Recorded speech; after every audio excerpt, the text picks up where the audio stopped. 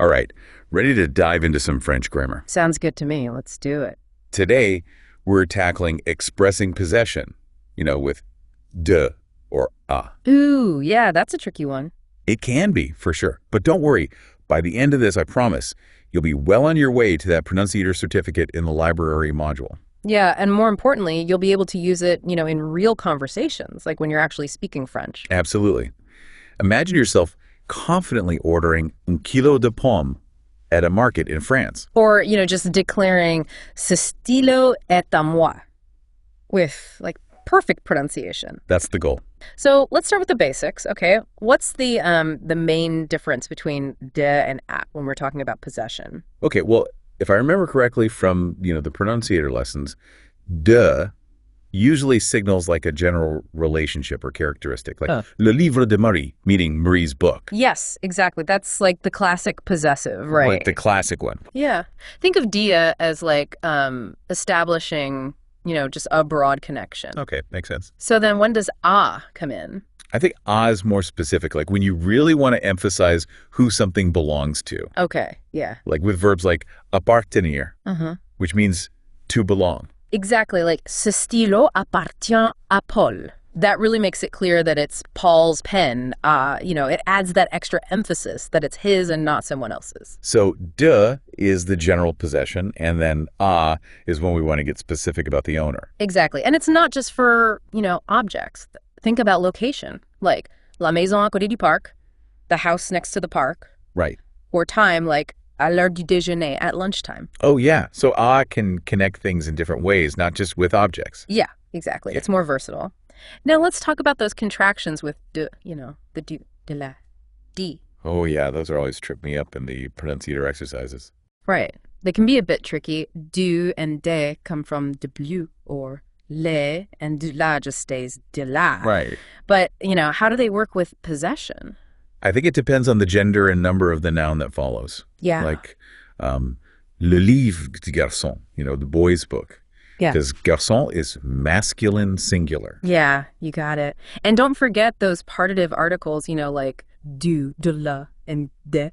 They come up when we're talking about quantities of things that we can't really count, like je voudrais du fromage. Oh, right. Like cheese, uncountable, so we use do. Exactly. So the partitive articles help us talk about amounts of things we can't, individually count. Precisely. Now, are you ready for those tricky stress pronouns? They can really change how we use de and a. Like le mien for mine. Oh, yes. Those are a challenge for sure. Let's clear it up. C'est le mien means it's mine. Pretty simple, right? But then there's il est à moi, which also means it belongs to me, but with, more emphasis. So in the first one, le mien is just stating possession. But à moi, it's more like, it's mine, back off. Yeah, you got it. It's subtle, but there's a difference. And just when you think you've got it, French throws you a curveball, right? What about body parts? Body parts, what about them? Well, you don't usually use de or a for possession with body parts. Really? So what do you use? You often just use the definite article. Really? So he washes his hands would be il se lave les mains, not ses mains. Wow, interesting. Why would it be different for body parts? I guess it's in French, they're seen as so inherently yours that you don't need an extra word to show possession, Like I wash the hands implies that they are my hands. Exactly. It's subtle, but it shows how different languages have different perspectives. I see. That's fascinating. Now, let's talk about intangible things like emotions, relationships, ideas. How do you think we express possession with those? Well, you can't physically hold them, right? But they still belong to someone. So maybe de, because it indicates a relationship. You got it. Like la joie de vivre, the joy of living. Right. Du connects, like the feeling of joy to the act of living. So even though they're not physical objects, we can still use de to show that they're connected to something else. Exactly. And we've only just scratched the surface here. There's so much more to explore with de and a. I'm ready for more. I'm starting to see them everywhere, like a secret code. Great. Let's dive deeper into some more nuances. Welcome back. Are you ready for more de and a? Absolutely. I'm hooked. I feel like we're uncovering all these hidden meanings. It's like solving a mystery. Remember how we talked about negation? Yeah, I think so. Let's unpack that a little more. When you want to say you don't have something in French, de is your go-to preposition. Okay, I'm listening. So you would say, je n'ai pas de voiture, which means I don't have a car. Notice how de comes right after the negation. Pas. Right. I remember that from the pronunciator exercises. Yeah, exactly. Those exercises are super helpful. So what do you think happens when you want to say something doesn't belong to you? Maybe we use then. You got it. For example, ce n'est pas à moi means it's not mine. Okay. So the negation comes before in this case. Exactly. The word order changes depending on whether you're using de or a. It's a little detail, but it makes a big difference. It's all about the details in French.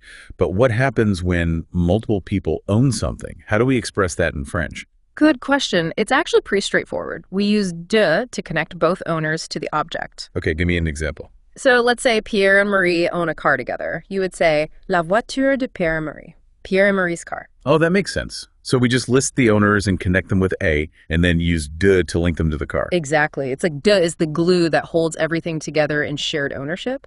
But just when you think you've mastered de and French throws you a curveball. Uh-oh, I'm sensing a pattern here. What is it this time? French has all these colloquial expressions where de and take on like more nuanced meanings. You won't find these in textbooks, but they're everywhere in everyday conversations. Ooh, I love those. Yeah. Give me an example, please. Okay, how about this? J'en ai marre de tes excuses.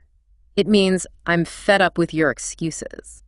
I love that. So the de after mar adds that extra layer of frustration. Yeah, it's like the excuses are possessing the speaker's patience. That's a great way to put it. It's not just about literal ownership, but the impact something has on you. Exactly. It's like those excuses are weighing the person down. And, remember how we talked about and location earlier? Yeah. Well, it also pops up when you talk about going to someone's place. I'm intrigued. Like you'd say, je vais chez Marie, meaning I'm going to Marie's place. Oh, right. So chez plus a person's name indicates their home, like the space they possess in a way. Exactly. It's all about connections. And even comes up with infinitives to indicate who performs an action. Okay, now I'm really curious. How does that work? Take the sentence, c'est à toi de parler, meaning it's your turn to speak.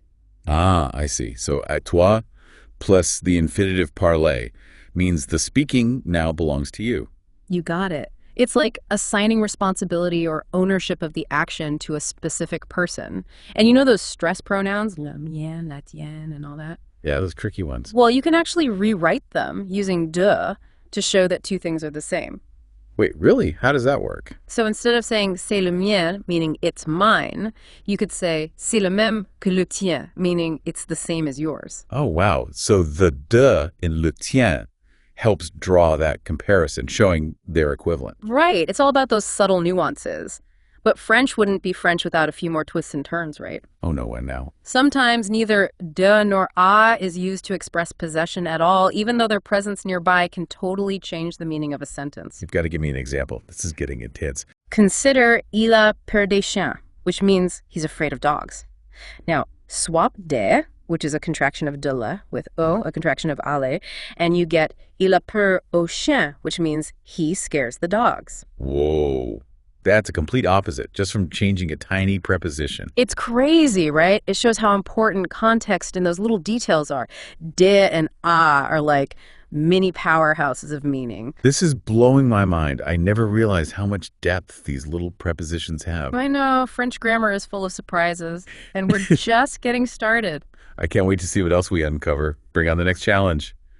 Wow, I'm still trying to wrap my head around all those subtle ways de and can change the meaning of a sentence. Right. It's amazing how much impact they have. But we're not done yet. Let's see how de and work together in more complex sentences, especially when we add some action. Okay, sounds good. Hit me with an example. All right, how about this? Je donne le livre de Marie à Paul. That means I'm giving Marie's book to Paul. Okay, I see de connecting the book to Marie, and then shows where the book is going, to Paul. Exactly. It's like de sets up the possession, and then guides the action. A perfect pair. But you know what? I just realized I think we missed something earlier. Oh, what's that? Well, we talked about de for possession and characteristics and all that, but we didn't really talk about how it can also express the presence of something, in relation to a person. Good point. You're right, we didn't. So let's give an example of that. How about this? Il y a beaucoup de gens devant la maison. That means there are many people in front of the house. I see. So the de after beaucoup connects the people to the house, showing they're in front of it. Exactly. It's not direct ownership, but it shows a relationship between the people and the location. And speaking of relationships, isn't just about physical things either. It can express possession with abstract concepts too. Interesting. What do you mean? Well, think about this sentence. La clé du succès est la persévérance. It means the key to success is perseverance. Notice the a after clé. Yes. It's like is connecting that tangible image of a key to the more abstract idea of success. Exactly. It's like creating a bridge between something concrete and something abstract. It helps make those complex ideas a bit easier to grasp.